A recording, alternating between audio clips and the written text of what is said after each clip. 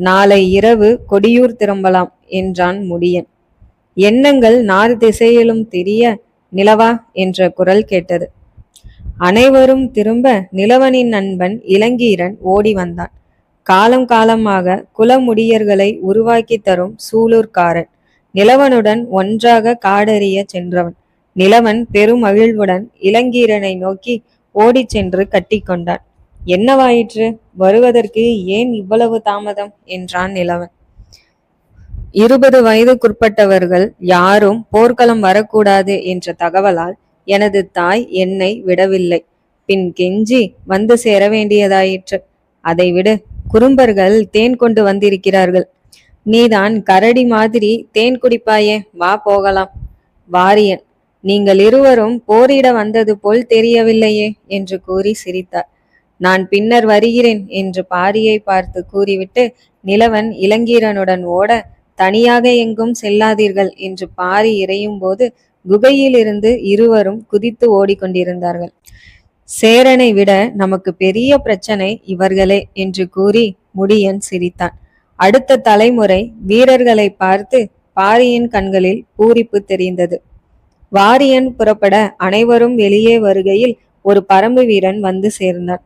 என்ன என்றார் warrior. கொடியூரிலிருந்து Aathirai அனுப்பியதாக coder ஒருவர் கொடுத்து சென்றார் என தோளால் சுருட்டப்பட்டிருந்த நீண்ட பொருளை வாரியனிடம் கொடுத்தான் வீரன். கோடர்கள் ஆயுதங்களை தயாரிப்பதில் கை தேர்ந்த பழங்குடியினர். கையிலேந்தியும் தூக்கி எறிந்தும் பகைவரை வீழ்த்த உதவும் ஆயுதமான திகிரி எனப்படும் வளையத்தை எந்நேரமும் கழுத்தில் அணிந்தவர்கள்.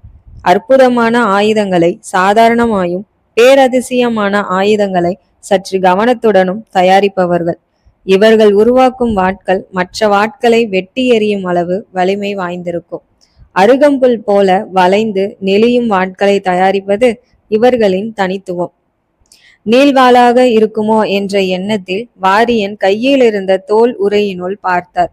சிறிது எடையுடன் இருந்த அதனுள் மேலும் 2 தோலுரைகள் இருந்தன. அவற்றில் ஒன்றை வெளியே உருவி எடுத்துவிட்டு மற்றதை கீழே வைத்தார் வாரியன். கையில் இருந்த தோலுரைக்குள் இருந்த பொருளை வெளியே இழுக்க நீளமாக கட்டப்பட்டிருந்த தடித்த வாள் இருந்தது. பாரியின் முகம் சிரிப்புடன் மலர துவங்கியது. வாளின் 2 இடங்களில் மேலும் கீழுமாக கட்டப்பட்டிருந்த கட்டுகளை பிரித்தார் வாரியன். மட்டுவு என்ற சிறிய கைப்பிடியுடன் நீண்ட வாள் இருந்தது. ஒன்றன் மேல் ஒன்றாக மலர் மொட்டின் இதழ்கள் போல் நீண்ட மெல்லிய வாட்கள் படிந்திருக்க உரிமை என்றார் வாரியன் அதிர்ச்சியுடன்.